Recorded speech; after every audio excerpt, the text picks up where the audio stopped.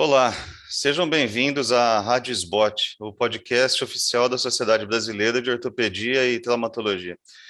Hoje teremos mais um episódio do programa Controvérsias em Ortopedia, com o tema Como não entrar em roubada nas fraturas do planalto tibial. Eu sou o Dr. Fabrício Fogagnolo, trabalho no Hospital das Clínicas de Ribeirão Preto, sou docente do Departamento de Ortopedia e Anestesiologia da Universidade de São Paulo e irei conversar com Glauco Passos, atual diretor da Regional de Minas Gerais e Espírito Santo da Sociedade Brasileira de Cirurgia de Joelho, coordenador da residência de Ortopedia e Traumatologia do Hospital Evangélico de Belo Horizonte, e também com Daniel Balbachevski, médico assistente do Departamento de Ortopedia e Traumatologia da Unifesp, mestre em Ciências Aplicadas do Aparelho Locomotor pela Unifesp, ex-presidente da Sociedade Brasileira de Trauma Ortopédico e atual fellow em cirurgia ortopédica e trauma no Hospital Princess Alexandra, em Brisbane, Austrália. Então, nós vamos comentar aqui alguns assuntos que geralmente são controversos ou pontos de dúvidas. Como vocês sabem, as fraturas articulares são bastante complexas em termos de entendimento tridimensional, recentemente traumas de alta energia, muitas vezes fraturas associadas a lesões ligamentares, fraturas articulares expostas, síndrome de compartimento, e erros de julgamento ou mal entendimento nessas fraturas podem nos fazer entrar em verdadeiras roubadas, né, situações equivocadas ou caminhos dos quais muitas vezes nós não conseguimos sair. Então, eu queria começar sabendo do Glauco a respeito da avaliação de imagens. Hoje em dia, dificilmente nós operamos planalto tibial sem uma tomografia. Hoje a regra é fazer tomografia em fraturas articulares. E eu queria saber se você pede alguma sequência específica, qual o valor da tomografia em 3 dimensões para você, e também com respeito à ressonância magnética. Como nós temos muitas lesões associadas de menisco e ligamento, se você ou vocês pedem rotineiramente, se acreditam que muda o planejamento cirúrgico, qual que é a sua postura, Glauco, diante desses exames subsidiários? Olá a todos, olá Daniel, Fabrício, muito obrigado à SBOT pelo convite de participar desse podcast. A avaliação, a fratura não entrar numa roubada no platô tibial é só se não for operar. Para operar, realmente a gente tem que estar preparado para o que vai fazer. E a avaliação de imagem ela é fundamental. Então, sempre, né? A gente já conhece isso desde a residência. Raio-X é o principal exame, inicialmente, AP, perfil, as oblíquas, raio-X com tração, quando a fratura é muito comunitiva, pode ajudar bastante na visualização dos traços. Tomografia, né, o Fabrício, igual você falou, ela é também um exame fundamental, a tomografia em 3D, a tomografia para você ver o corte axial, principalmente para você definir se a coluna medial, lateral ou posterior está cometida, porque a tomografia te ajuda, de acordo com o LU, a planejar o seu acesso. E, igual você falou, hoje eu acho que a ressonância, se tiver disponível no serviço, apesar de ser um exame caro e nem todo mundo tem, ela é de fundamental importância também, porque as partes moles, né, ligamento, menisco, cápsula, ela tem importância fundamental na fratura do platô tibial. Hoje o platô tibial não é só o osso que a gente tem que tratar, a gente tem que procurar tratar essas partes moles também. E a ressonância magnética, ela modifica mais de 20%, entre 20% e 25% do seu planejamento cirúrgico. E ela tem uma concordância entre observadores muito maior que tomografia e raio-X. Então, se tiver disponível a ressonância, sim, eu acho que ela faz parte hoje do arsenal do ortopedista para planejar o tratamento cirúrgico. Ok. Daniel, com relação a esse tema, muitas vezes a gente fixa essas fraturas com fixadores externos já na chegada. Na sua experiência, nos hospitais em que você tem vivência, os fixadores impedem a realização da ressonância? Como que isso tem funcionado na sua prática? Obrigado pelo convite, uma honra aí estar falando com vocês. com os amigos aí que estão no Brasil. Acho que um segundo a respeito da tomografia e do raio-x, eu estou basicamente de acordo aí também com o Dr. Glauco. Eu sou um pouco mais relutante em relação à ressonância. Eu acho que, sim, ela vai acrescentar muitos dados, mas acho que na prática, a radiografia é importantíssima para o primeiro diagnóstico, né? E tanto que durante a cirurgia você vai ter imagens radiográficas e não tomográficas em geral, né? Existe aí tomografias em centro cirúrgico, mas não é a rotina da maioria. E a tomografia, sim, é importantíssima, acho que é muito mais disponível e ela vai realmente definir ali os desvios, os cisalhamentos posteriores, né? Que hoje em dia é o que a gente procura muito, ver se tem algum cisalhamento posterior ou medial ou lateral, né? E a reconstrução 3D ajuda ao planejamento, você entender assim a imagem geral da fratura. Eu acho que assim o raio-x e a tomografia é importante. Então, a ressonância pode acrescentar, sim, acrescenta, mas na prática eu acho que você vai acabar não reconstruindo ligamentos no primeiro momento. Então eu acabo não pedindo. Eu não sei se é a rotina da maioria quando trata isso. Agora, né, desculpa me alongar um pouco, o fixador, ele não afetaria a realização da ressonância, é um pouco, a logística talvez atrapalhe um pouco, né, um aparelho a mais, né, ele pode dar um pouco de interferência, artefato, a tomografia também pode dar, mas não, ele não atrapalharia não, acho que o fixador ele é bem indicado, né, em algumas fraturas, justamente a gente tem que saber diferenciar aquela fratura que realmente vai evoluir com problemas de partes moles e você não tem condição de operar no primeiro momento ou não tem condições, aí o fixador vai ser indicado. Caso contrário, uma fratura mais leve, né, um Schatzker-1, por exemplo, você pode às vezes deixar numa mobilização engessada e operar, né, dali a 1 ou 2 dias sem grandes problemas. É importante diferenciar os dois grandes grupos e às vezes tem um grupo meio intermediário que a gente pode ficar na dúvida. Eu acho que na dúvida eu acabaria indicando um fixador para não ter o risco de ter nenhuma complicação de partes moles ou até uma síndrome compartimental. Com relação à fixação externa, que foi comentado pelo Dr. Daniel, com que frequência você usa e quais os casos, Glauco, que você acha indicados os fixadores externos?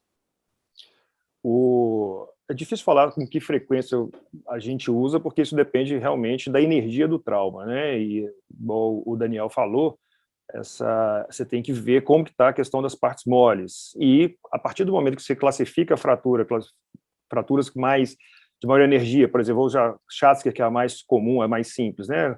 4, 5 e 6, que são, teoricamente, fraturas de maior energia, que você tem sabidamente mais danos de partes moles, é salutar usar o fixador externo para minimizar problemas de síndrome de compartimento, problemas vasculares e infecção.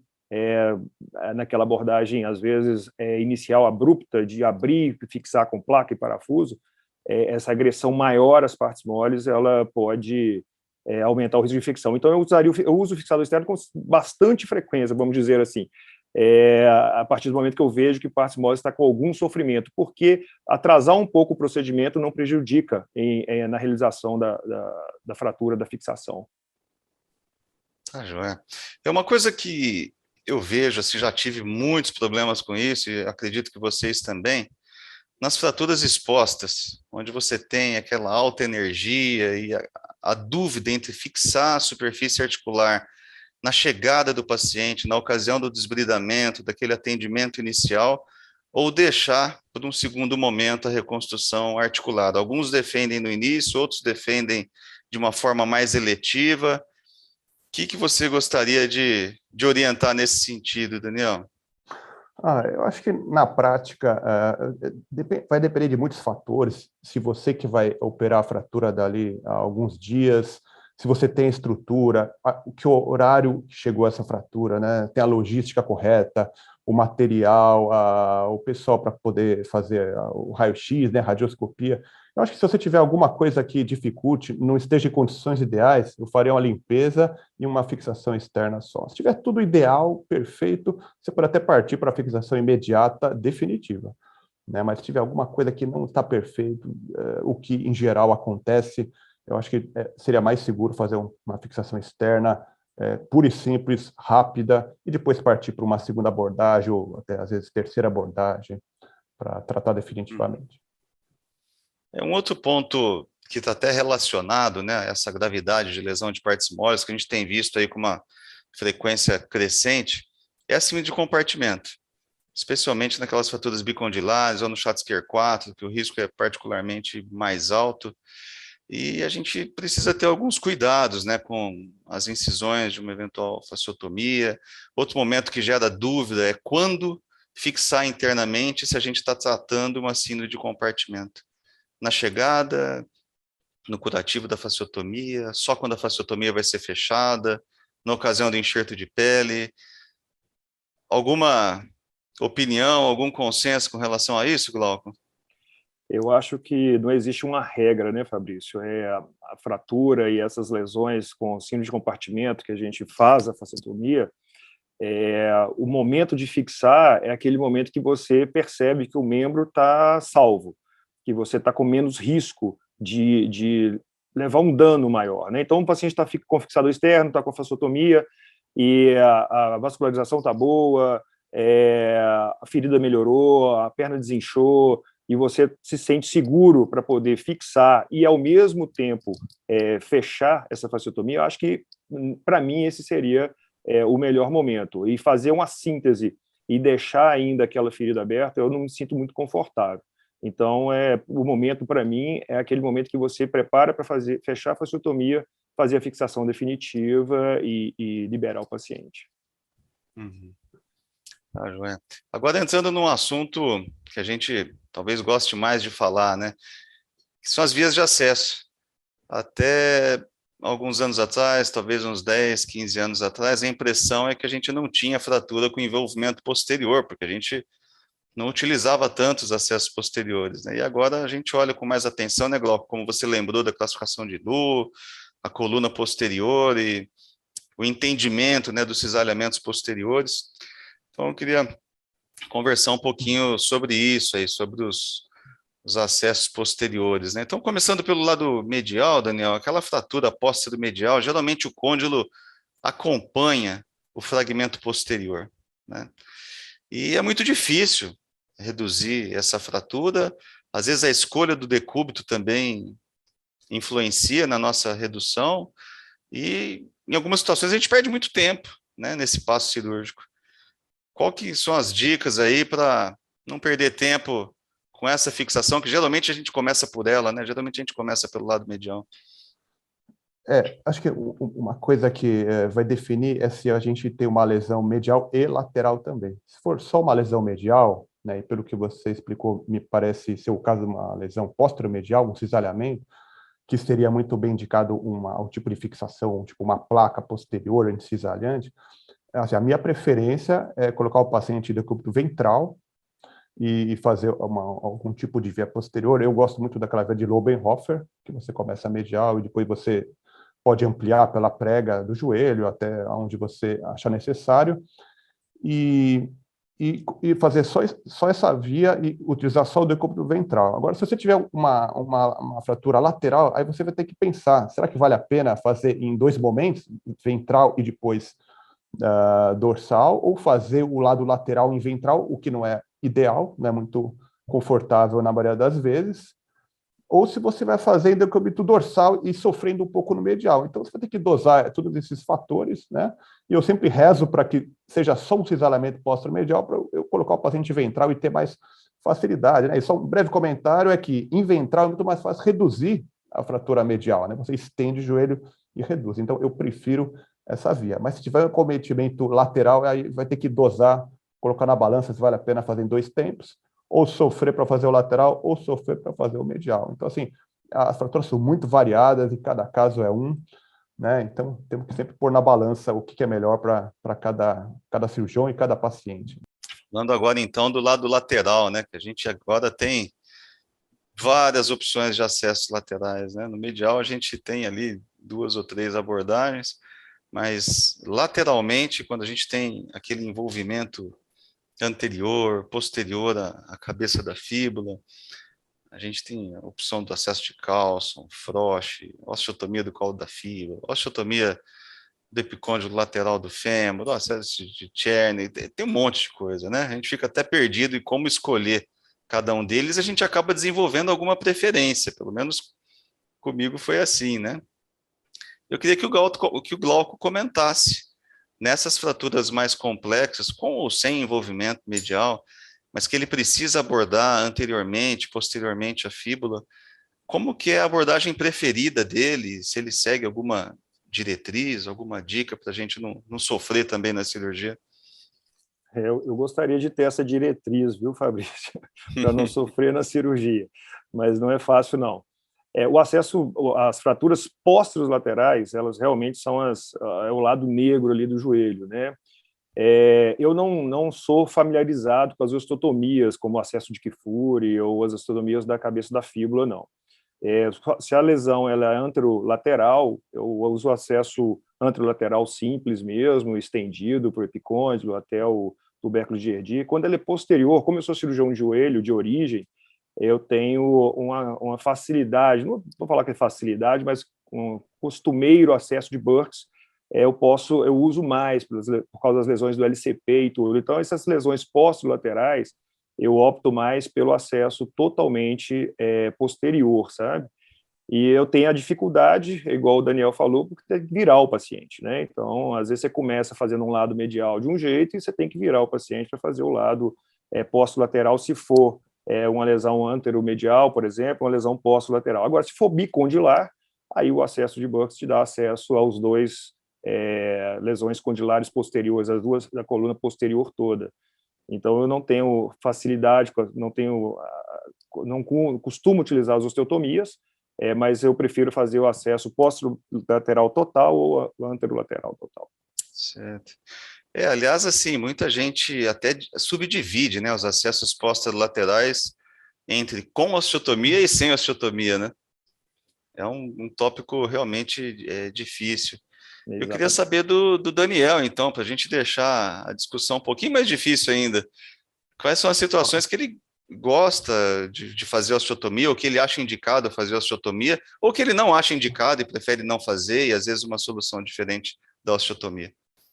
Olha, eu rezo para não ter uma fratura puramente posterolateral, que é justamente a situação em que você é obrigado a fazer uma via posterolateral, que é uma via que são vias ruins ou trabalhosas e que tem um acesso muito mais restrito, né? Existem muitos casos que existe um cisalhamento posteromedial e lateral, então eu prefiro fazer uma via posteromedial que você consegue até alcançar um pouco da região lateral.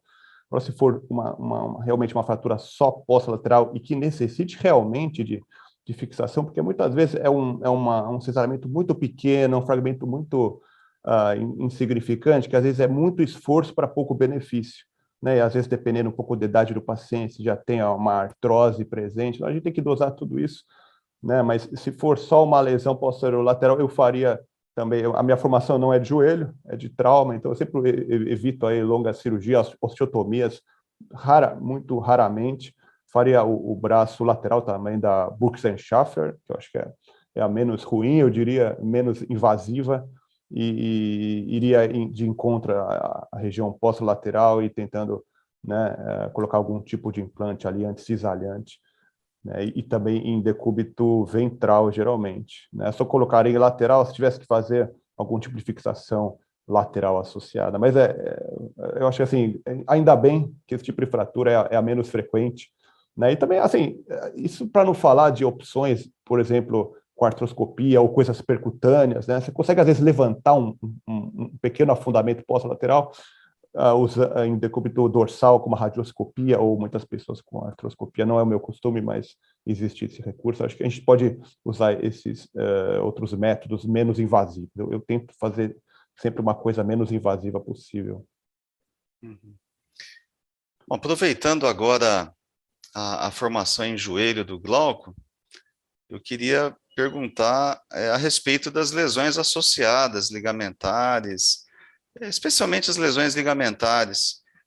Se você acha adequado o tratamento dessas lesões na ocasião da redução e fixação da fratura, ou se a gente faz isso de uma forma mais eletiva, posteriormente ao tratamento das fraturas. Qual que é a sua opinião com relação a isso e sua abordagem quando a gente tem ali uma lesão ligamentar associada? Nesse ponto que eu acho que a ressonância ela é importante. Quando ela está disponível, eu sei que é difícil, né? Mas quando ela está disponível, ela é importante por isso, porque os ligamentos colaterais, principalmente, quando eles têm avulsões ósseas na tíbia ou no fêmur, no caso lateral na fíbula ou no fêmur, você sabendo que há essa desinserção, no momento do ato cirúrgico, você pode fazer essa reinserção, né? O reparo e não a reconstrução do ligamento, se isso for viável. O pivô central do LCA-LCP, esse já normalmente eu deixo para um segundo momento, a não ser também que seja o LCP desinserido osseamente da tíbia, por exemplo, né? Se há um fragmento ósseo no LCP, e você já observou isso na ressonância magnética, se você for abordar a fratura e tiver no acesso posterior, posteromedial principalmente, você já pode também fixar o LCP naquele momento, o que já facilita muito para uma segunda cirurgia, se for necessário. Então, assim, como recado, eu acho que os colaterais, eles são passíveis de serem reparados no ato cirúrgico da fratura. Se a lesão for intrasubstancial, não. Aí eu acho que eles devem ser deixados para um segundo momento, porque fazer a reconstrução aumenta muito o tempo cirúrgico e a agressão. Mas o reparo, se possível, sim, que ele seja feito, principalmente dos colaterais. Então, a gente tem situações para reparos e situações para reconstrução, e essas, portanto, que vão ser tratadas mais eletivamente a posteriori, né? Tá ótimo. Agora, partindo, então, para a fixação, né? Eu não acho ainda que eu tô velho, mas eu vivi o tempo das placas convencionais e a gente tinha que se virar, e ainda tem que se virar de vez em quando com as placas convencionais. Mas nós já temos as placas bloqueadas já há mais de uma década, né? E o advento dessas placas bloqueadas foi muito bom, porque a gente passou a dispensar algumas vezes um segundo implante, no caso ali o implante medial. Então, no início, com o advento das placas bloqueadas, que ótimo, a gente não precisa mais fazer a fixação da coluna medial, porque os parafusos são bloqueados. E depois a gente observou uma tendência contrária, a fixar também a coluna medial, mesmo se a gente estiver usando os parafusos bloqueados. Então, eu queria saber do Daniel a respeito disso, né?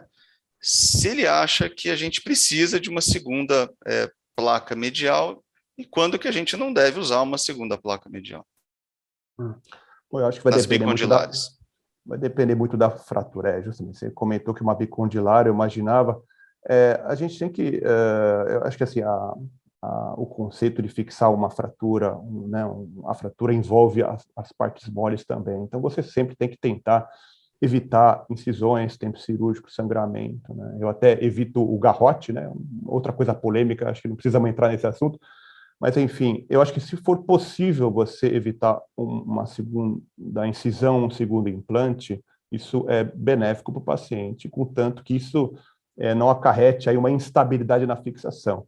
Né? Quando que a gente, eu acho que precisa associar uma segunda placa? Fragmentos que são pequenos, que não são fixáveis pelo seu implante lateral. Outra situação, o implante lateral ele não é suficientemente rígido, não é uma placa realmente resistente, é uma placa um pouco mais fraca, né? Cominuição, osteoporose, tem algumas situações que acho que pede uma segunda placa, mas eu não acho que a gente tem que ser 8 e 80, né? Antigamente não se usava, agora tem que usar. Acho que, analisando cada caso, se for possível evitar, sim, se você achar que precisa de uma segunda placa realmente, né, é necessário, né, algumas situações específicas, eu sim acrescentaria, mas eu tentaria fazer de alguma forma percutânea, né, para evitar aí complicações de partes moles.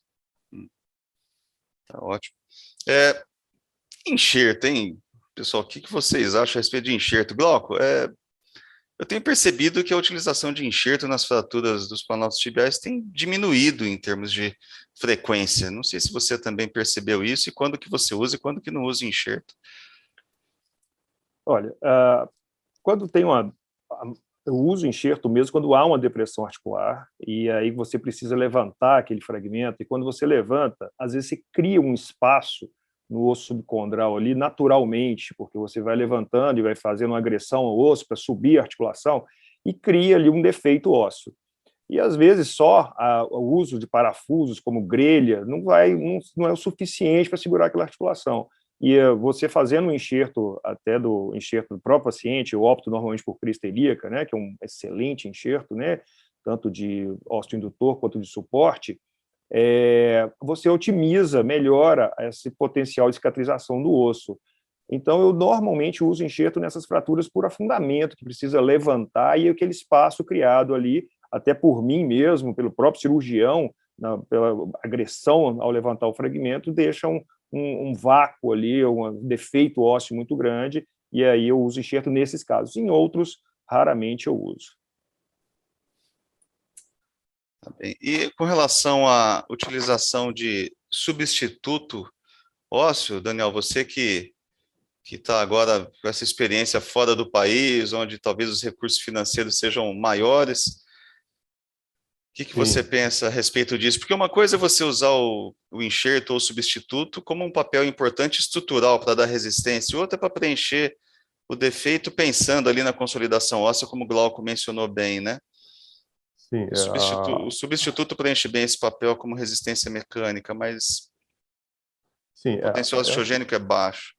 Sim, mas o platô tibial não é uma região que a gente espera algum problema do tipo pseudoartrose. Então, assim, se a gente for utilizar enxerto, seria para realmente dar uma estrutura, né? Você criou um vácuo ali, um buraco, e você quer dar alguma sustentação para a sua articulação. Então, assim, a crista, ela é disponível, porque, né, ela vem junto com o paciente, então ela sempre vai estar lá. Só que ela é associada aí com morbidade, tempo cirúrgico, sangramento, dor, enfim. Então, assim, eu acho que no platô vai muito bem um substituto ósseo, né? Um enxerto que ele não tem um potencial de consolidação, ele não agrega aí uma vida, né? Não tem células pluripotentes e tal, mas ele dá uma estrutura. Então, se você tiver a oportunidade se tiver disponível algum enxerto artificial para colocar só para evitar o afundamento, eu acho que é muito válido, né? Eu acho que é um lugar que ele é bem cabível, né? Agora, eu costumo usar pouco enxerto. Mesmo algum vácuo que você acaba criando ali, você pode, com o próprio levantamento da sua superfície, você acaba trazendo um osso metafisário para poder preencher um pouco. Eu tento evitar, mas se não tiver jeito e a gente sentir que precisa de uma sustentação e tiver um enxerto aí, um substituto disponível, eu usaria sim. Bom, agora para encerrar, chegamos no final da cirurgia, né? Chegou a hora de reabilitar. Eu queria saber do Glauco como que ele orienta a reabilitação fisioterápica e descarga de peso no período pós-operatório. Se isso depende da fratura que você tratou, ou se você segue alguma linha geral em termos de permitir ou não a descarga de peso e a mobilização do joelho no pós-operatório. A reabilitação está diretamente relacionada à sua estabilidade na cirurgia, né? Se você fez uma reconstrução que está muito estável, você confiou em tudo que fez, a estabilidade articular está boa, então assim, o movimento é imediato, né? Reabilitação da musculatura de maneira isométrica, ganho de ADM ativa e passiva do joelho, carga parcial. Eu não confio, eu não tenho ainda essa confiança de liberar uma carga completa, né, no membro, numa superfície articular, principalmente no início, por medo de desabar, né? Mas, assim, uma carga parcial, com mais ou menos 5%, 10% do peso do paciente, se ele for bem consciente, né, disso, e à medida que vai observando a consolidação nos pós-operatórios, né, com radiografia e, às vezes, até mesmo tomografia, porque 30% das fraturas, até 40% são reoperadas do platô tibial, né, porque você vê depois uma tomografia que não está tão bem alinhada à articulação. Mas se dando tudo bem, à medida que a fratura for consolidando, aí normalmente isso acontece na quinta, sexta semana, e aí você já começa a liberar a carga completa para o paciente até que haja a reabilitação completa e com consolidação total da fratura. Bom, queria agradecer bastante a participação do Daniel e do Glauco nesse bate-papo, que sem dúvida foi muito interessante, um tópico difícil para o traumatologista, para o cirurgião de joelho. Então você acabou de ouvir mais um episódio da Rádio SBOT, podcast oficial da Sociedade Brasileira de Ortopedia e Traumatologia. Todas as edições estão disponíveis no site www.sbot.org.br e também nas principais plataformas de streaming. Nos vemos no próximo episódio e até lá. Um abraço para vocês.